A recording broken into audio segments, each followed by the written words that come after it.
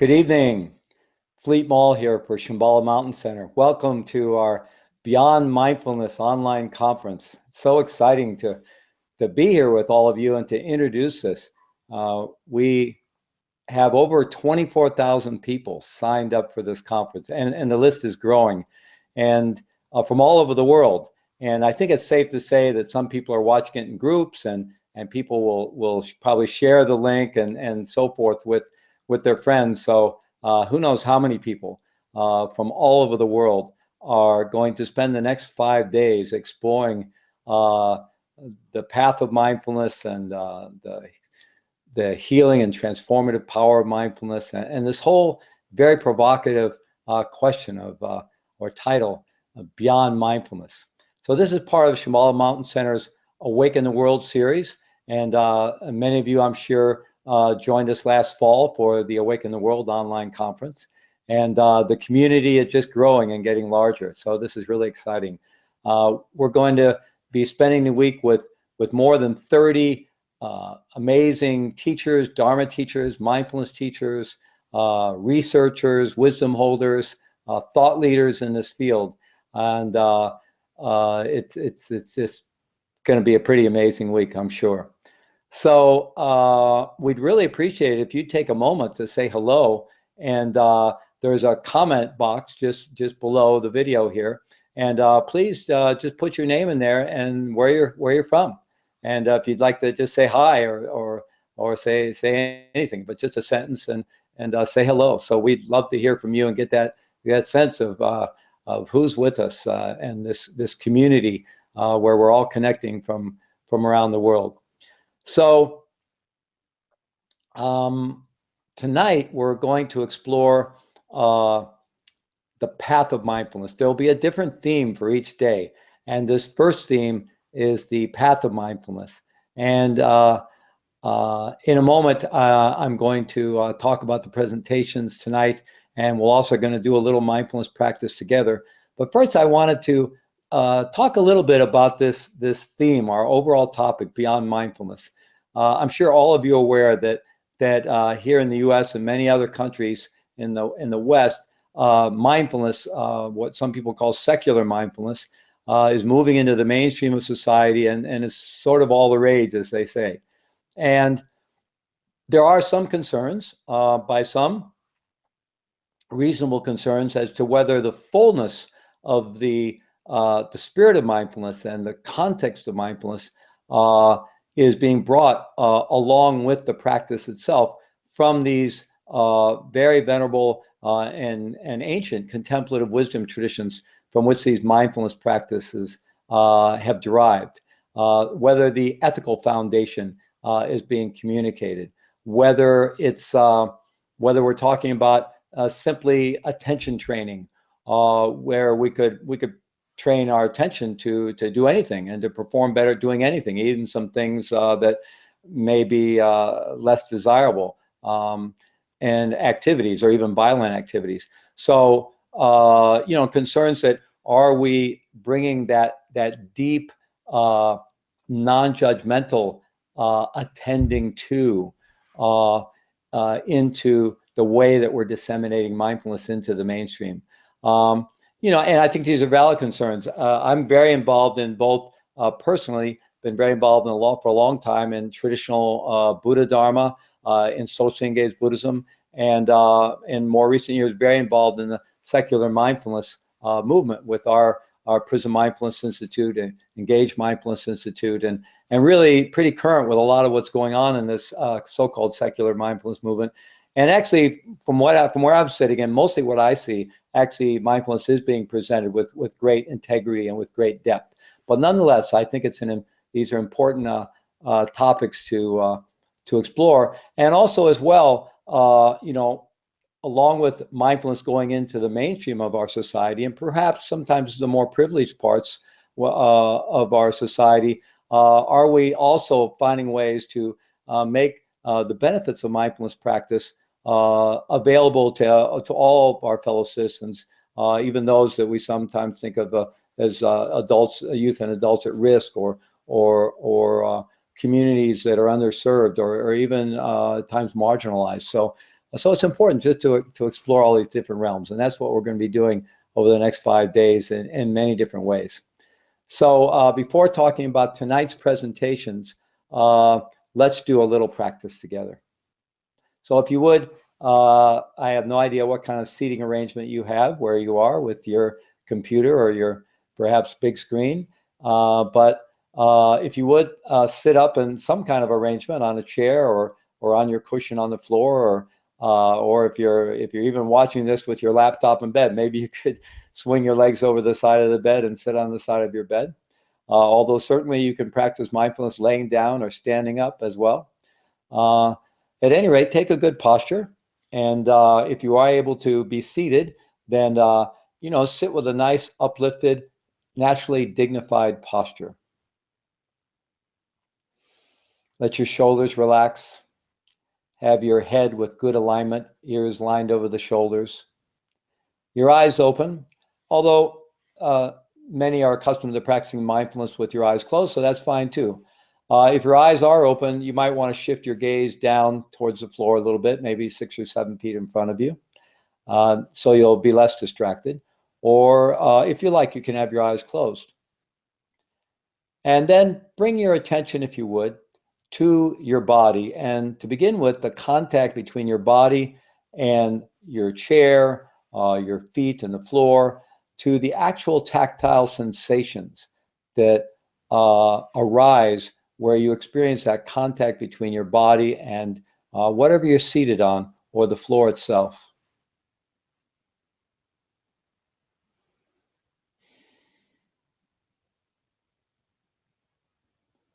And just take a moment to just be with and explore those actual tactile physical sensations that are arising and falling away moment to moment, right there at that contact between your body and the cushion or the chair or the ground.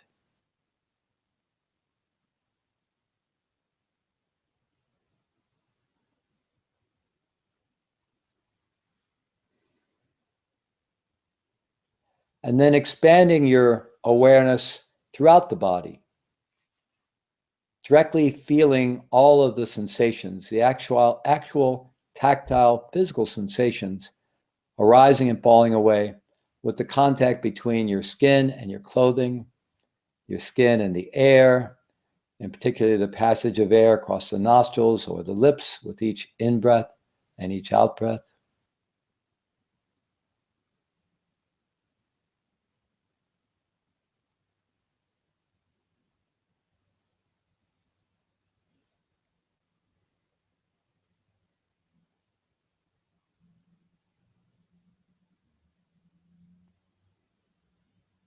So all of these sensations on the surface of the skin from head to toe,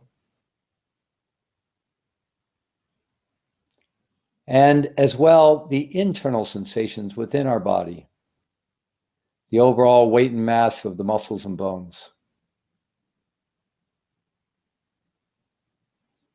any sensations of muscle tension or relaxation, any aches or pains that may be present or areas of discomfort.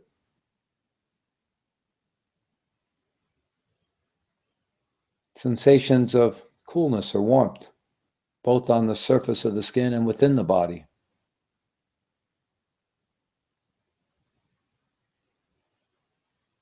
Perhaps you can feel your heartbeat or your pulse.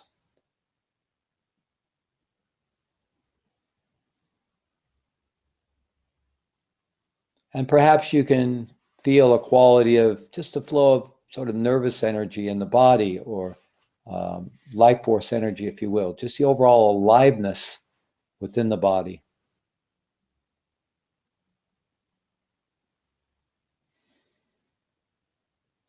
All of the actual sensations arising and falling with each in-breath and each out-breath, with the rising and falling of the belly, the expansion and contraction of the rib cage, the diaphragm muscle, and so on.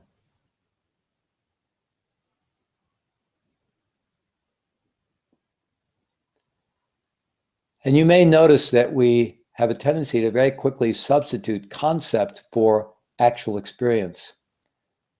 So very quickly, the actual sensations become simply, oh, the body, or my leg, or the breath. And these are just names, just concepts. So the practice is penetrating below this level of concept into the actual field of sensate experience, moment to moment, realizing that all of those sensations arising even just at the surface of the nostrils with the in-breath are completely unique and fresh and different from the previous in-breath. That each out-breath is fresh and unique. And slowing down to experience the uniqueness and the freshness of our moment-to-moment experience.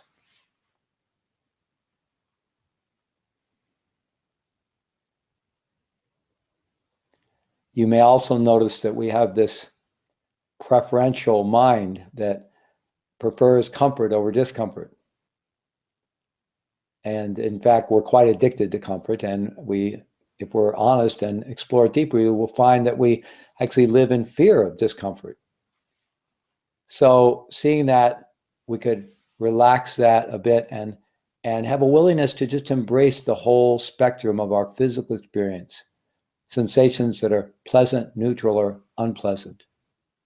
The whole spectrum from comfortable to uncomfortable, from pleasure to pain, fearlessly embracing the complete experience of being in the body with interest, without judgment, with curiosity and appreciation for this miracle of life that's occurring breath after breath.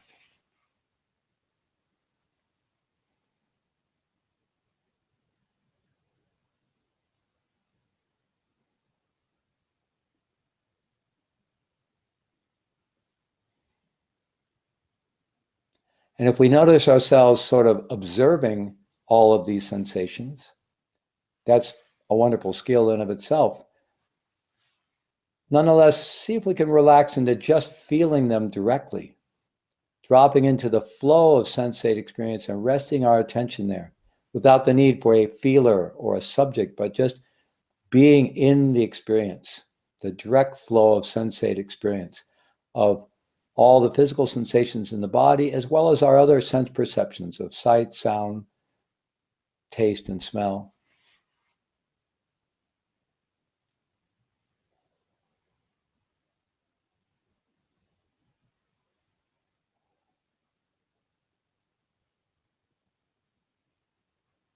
And within this deeply felt presence with our moment-to-moment experience of our sense perceptions, and in particular the body and the breath, we could also tune into and be willing to feel whatever is present for us in our emotional body, if you will. The full spectrum of human emotions, which may be present in layers of subtle feelings, subtle mood, from gladness, joy, peace, and contentment to sadness or frustration, anger, fear, realizing that they're all normal human emotions, and we could just be willing to feel the whole thing, again, without judgment, with appreciation and interest, genuine interest.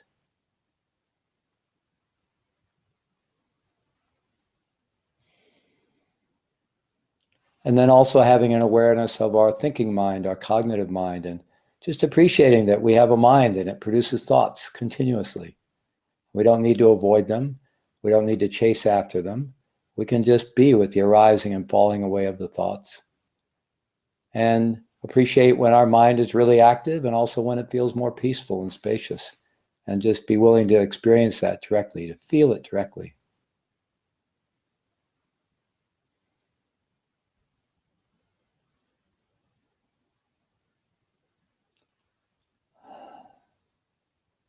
And then also being mindful of this awareness itself, this mind space, if you will, whatever mind is, in which all of this is arising and falling away moment to moment.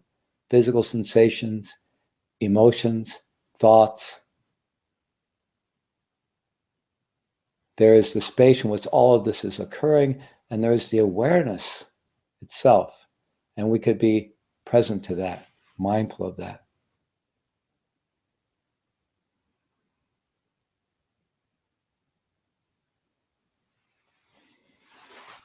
Thank you. Thank you. So this evening's program, the path of mindfulness, we have some wonderful presentations.